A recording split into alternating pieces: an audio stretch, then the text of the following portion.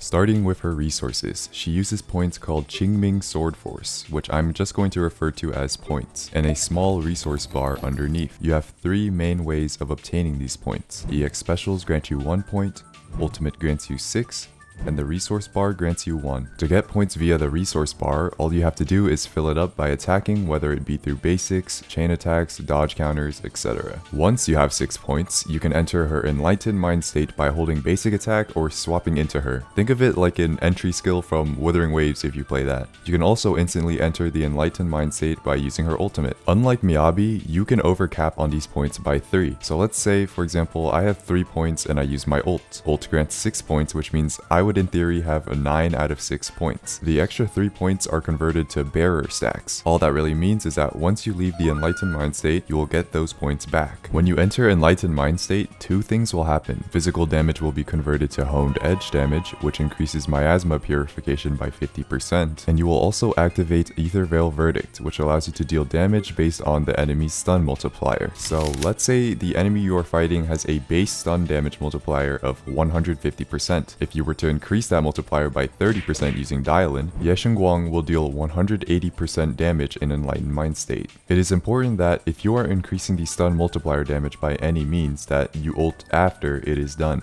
The moment she enters Enlightened Mind State, she will capture whatever value the stun multiplier is at. So if you enter Enlightened Mind State before you increase the stun damage multiplier, she will use the previous value over the increased value. And lastly, her additional ability requires you to have a support or defense character in the squad. Whenever a squad mate activates any Ether Veil, Shunguang will gain 3 points. Her EX special animation is really long. After using it, you can either swap cancel or follow up with a basic 4 once the animation is done. In her Enlightened Mind State, you can do what I call the 4-1-3-1 Shungus combo. 4 basics, 1 EX hold, 3 basics, 1 EX hold.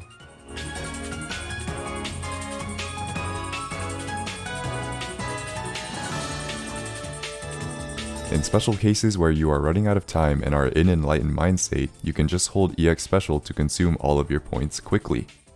When you enter Enlightened Mind State using your ultimate, you will also unlock a second Sky Splitting ultimate, which you can trigger by recasting. Note that this only works for triggering ultimate with decibels. Using Dial-In's bonus ult will not grant you this ability unless Shunguang is already in Enlightened Mind State.